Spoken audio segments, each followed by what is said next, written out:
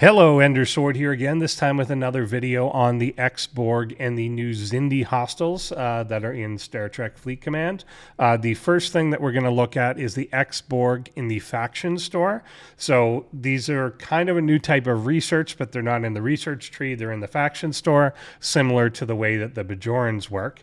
There are now going to be these new favors that are essentially researchers that you can buy using the same Borg credits that you used to, but also now some uncommon, rare, and epic ones. But the one that you need for really day one that should be your first purchase is going to be called the particle beam delay.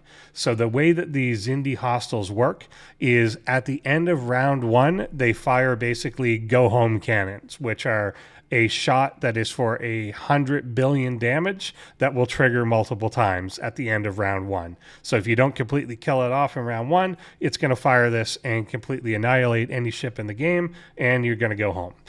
What this research does is delays that by 2 rounds for each level, up to 3 levels. So after level 1, it takes it from round 1 to the end of round 3, level 2 to the end of round 5, and level 3 to the end of round 7. And that seems to be, well, that's the maximum. But hopefully you can kill things within those 7 rounds. If not, then you got to kind of go down a level. The other way that the Xindi work is that they basically bypass your shields entirely. So anything that you usually mitigate with your shields is completely ignored in this. So any officer that deals with that, or any kind of strategy you usually use on a ship like an Enterprise or something, isn't going to work because it's going to completely bypass the shields. The other research that we have in here that is potentially relevant is there is a research for the scraps themselves. So it will not improve your ability to actually fight them, but it will improve the amount that they drop as you do kill them, which in the long run is going to be fairly crucial. In this case, I've got level 1 of this, but I didn't go any further. Well, I can't afford to go any further. And the critical damage floor is the other thing. The other ability that these Xindi ships have is they will take any critical damage that you have and reduce it by 500% in the first round and 1,000% in the second round and every subsequent round after that. So basically it's going to zero you out. If you're a high enough player, you may not be losing all your critical damage in round 1. So for myself, my critical damage is probably in the 700-800 range because I'm in the high 50s. For most people in the 30s and 40s, you're going to be zeroed out round 1, but pretty much everyone is going to be at 0 from round 2 and beyond when it comes to critical damage. What this research does is puts a floor on that so that it can be no lower than 10%, 20%, 40%, 70, and 100, depending on the level of this research. I've gotten level 1 of it so far. It doesn't really matter that much to me. That 10% isn't going to make a difference. Eventually, you'll probably end up getting this, but I wouldn't consider it a super high priority. The rest of the favors here are actually quite good in terms of efficiency and helping you in the rest of the game, but they're not going to help you actually fight the Xindi in any way, really. So they don't really apply to that.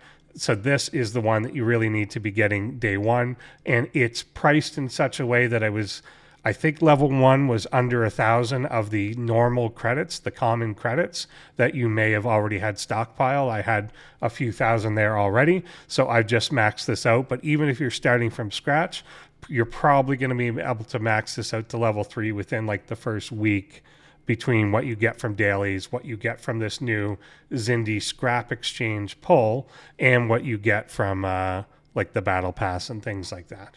But that's your priority. So anyway, on to the crew side. Like I mentioned, I'm in the high 50s, so I could kind of just pull out a Sanctus and go fight things in the 50s, but that's not very instructive. So I wanted to test things out if I use something that was more comparable to a ship that someone might have, you know, level 42 to level 45, that sort of range. And I tested things out on the level 40 hostels in the Kalor system here. This whole area, if people haven't checked it out yet, obviously is the new Xindi area, goes all the way up to 62. And the warp ranges start to get pretty crazy past 57.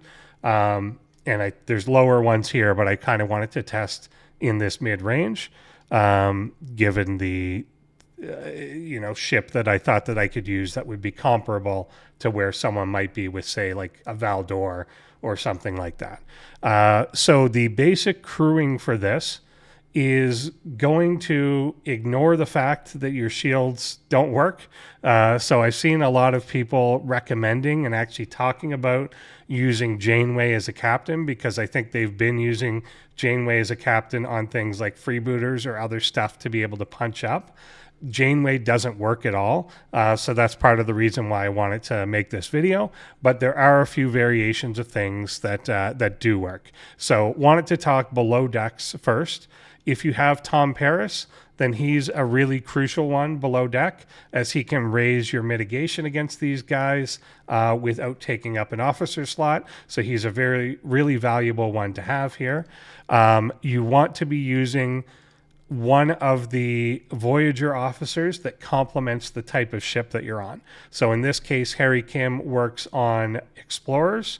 He's going to give morale to me, and my Explorer, when it has morale, gains isolytic damage from artifacts that I have. So I want to have Harry Kim below decks, as he's sometimes going to trigger that and apply morale to my ship, and then therefore give me extra isolytic. I want the Doctor here for extra loot, basically, because that's the whole point, is to get this stuff.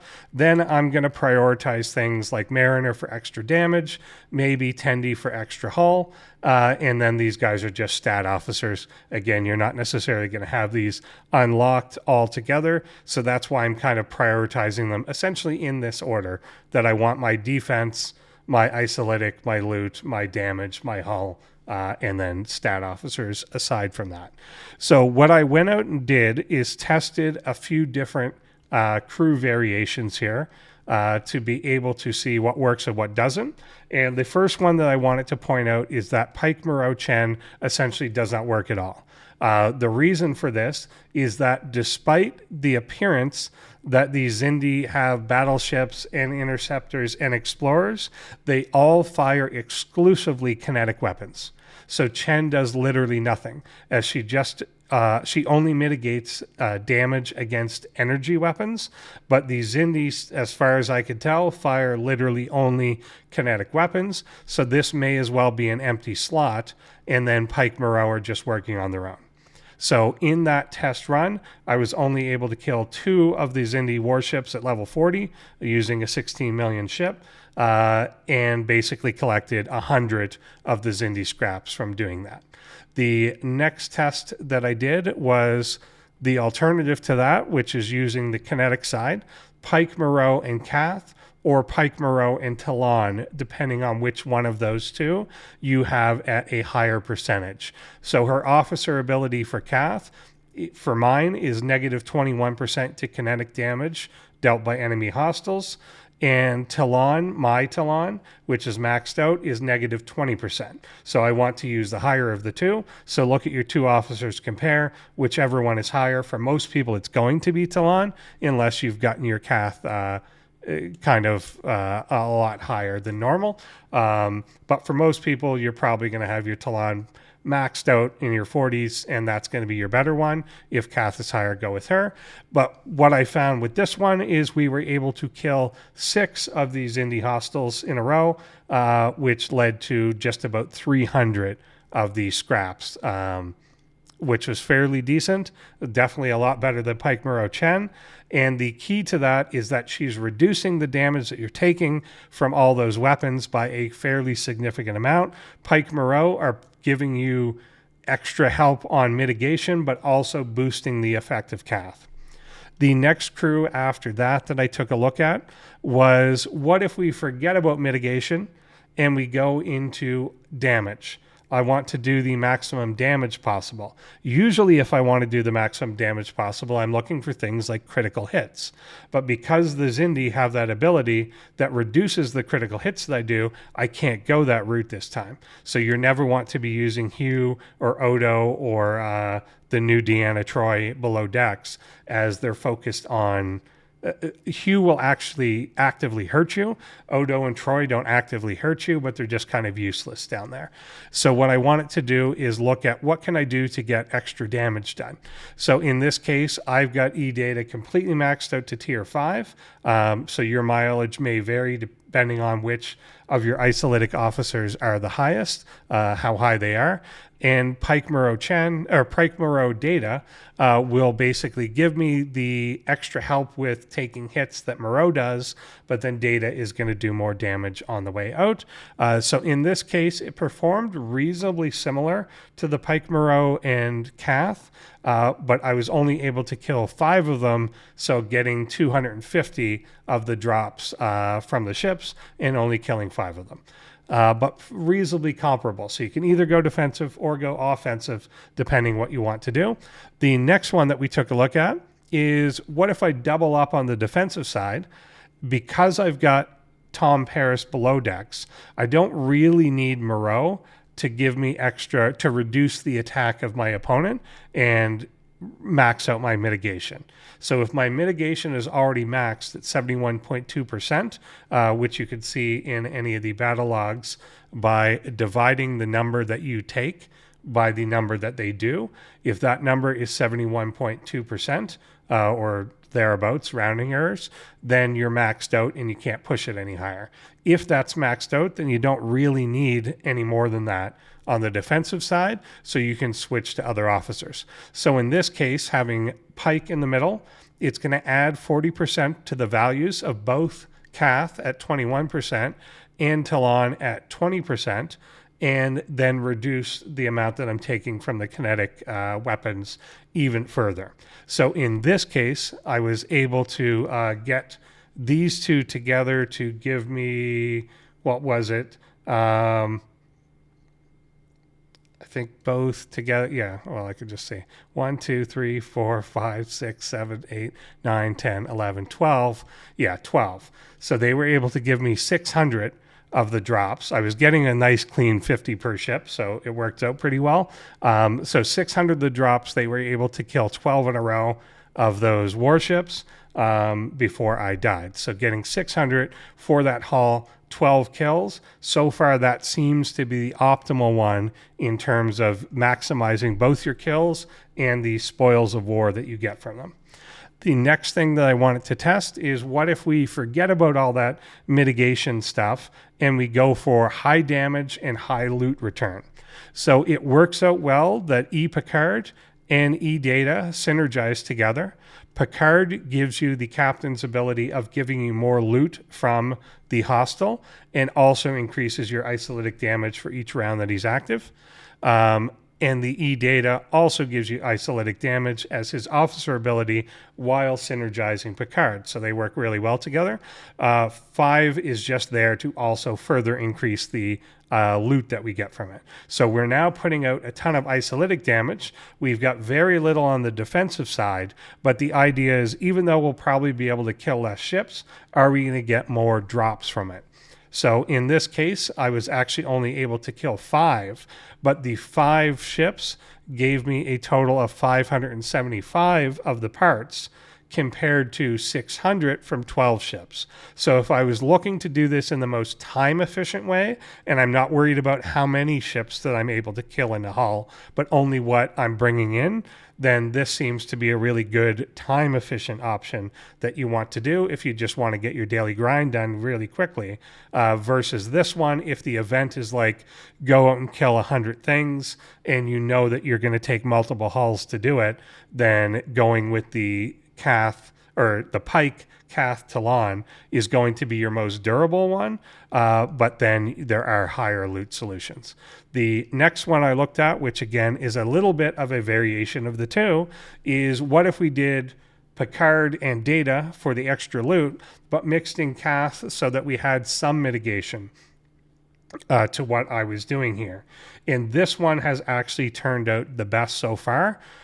In this one, I was able to get 8 kills, and the 8 kills totaled up to 660 8, I think it was, drops. So less than going full defense and killing like 12 in a row, but I'm getting more loot for it each kill, not totally maxing on the loot like putting 5 in, but by Cath being there, it reduces the damage I'm taking by quite a lot, and I'm still able to get a lot more for it. So that seemed to be, in terms of the total hull per hull, that seemed to be the best way to go so far. Another that I tested was the variation on that. Let's put Picard and 5 away and go for Data in the middle to give me the isolytic damage. He doesn't even have a captain's ability, so he's just kind of a waste there.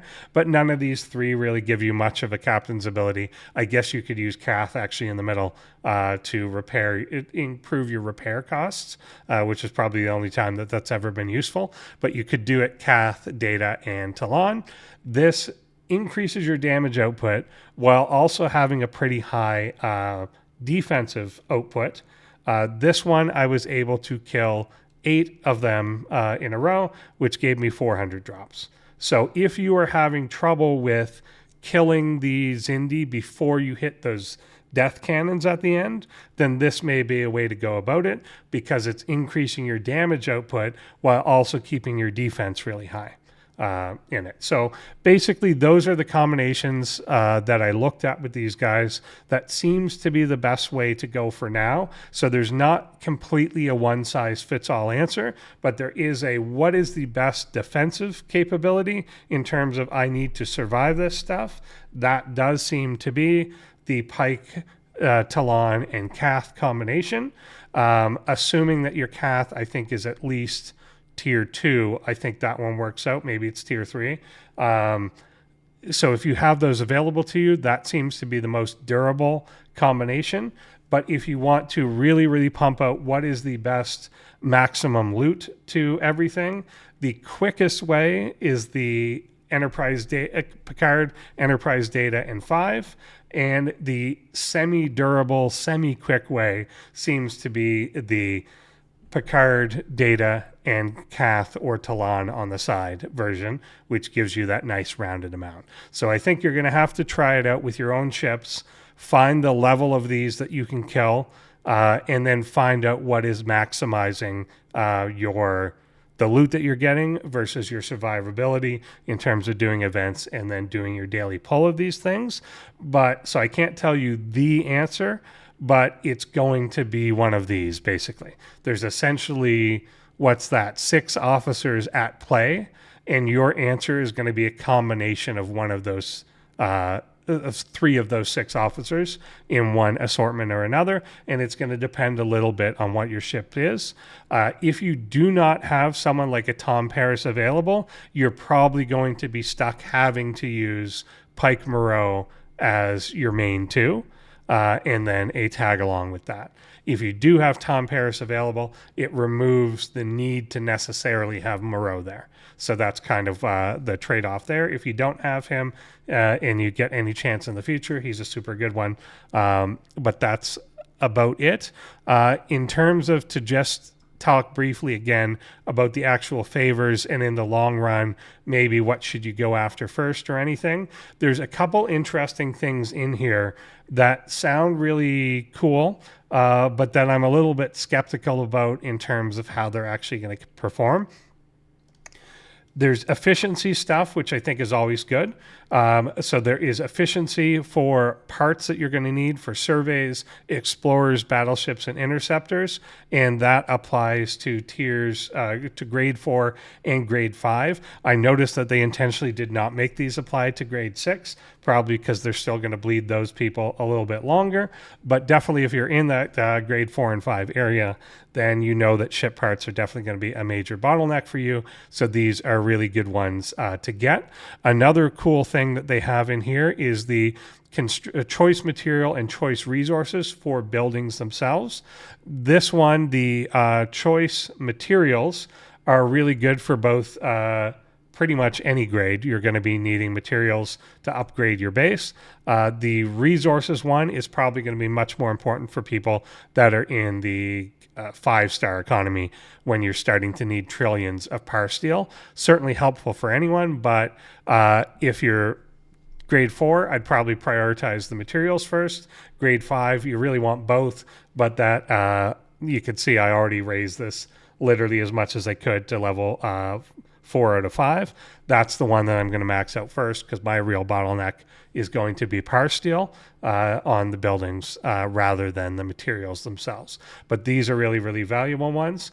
There are some interesting things here on mending. So there is a neat new thing where they explore emergency protocol, and they've got one of these for each of the 3 ship types, where at the beginning of each round of combat, explorers below 35% health with morale repair a percentage of hull damage taken from hostiles in the previous round of combat, and then it gives you that percentage. So if this was maxed out, it's going to take the amount of hull damage that you took from the previous round and restore 20% of that back to your ship.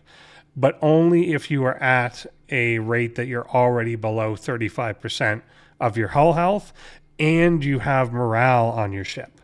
Or that translates to the others burning for battleship, and for the interceptor, it's going to be hull breach.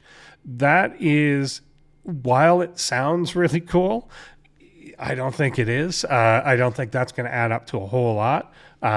It's going to be something that later you're going to get, and you're probably going to notice that now and then when you're grinding, but it has a few too many prerequisites to it. So not everyone...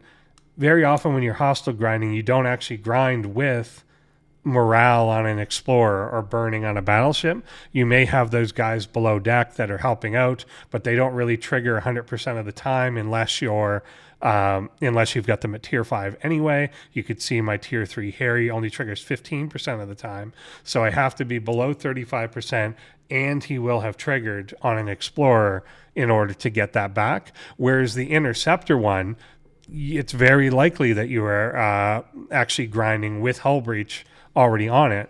I would tend to grind with Lorca as one of my officers who's going to keep hull breach going most of the time during that fight. So it may be more beneficial to some of the ships rather than others as you're grinding, hostile grinding. The other one here is the PvP versions of it, and those are kind of even more specific. So at the beginning of each round of combat, when fighting player interceptors, so you have to be fighting that specific ship, and it's kind of weird how they phrase these. But yeah, so you have to be fighting an interceptor in an explorer. The explorers repair a percentage of hull damage taken in the previous round of combat. This one does not require your hull to already be below a certain amount, and it doesn't appear to require that you have a certain status effect on you. It's just going to be that percentage that you're gaining. The thing though is PvP in the current balance that it's in only lasts for 1 round, maybe 2 rounds anyway. So how effective is this? If you just took a massive amount of damage, you get like 20% of that back, but you're then going to be annihilated kind of in the next round. That's a little, yeah, it's a little tough to see that that's going to add up to a whole lot, but it may. As they change the meta, it may shift back to a point at which that's going to become more valuable, but we'll see. I think it is an attempt to restore the battle triangle after isolytic damage has completely destroyed the battle triangle. They're at least trying to put that back, where an explorer is going to have a slight advantage over an interceptor again. Whether this is super material, time will tell. A lot of things, again, are not surviving past that first round. Anyway, I hope that helps out and gives you some direction on what you should be buying, what you should be doing, and what you should be crewing going into this. Take care.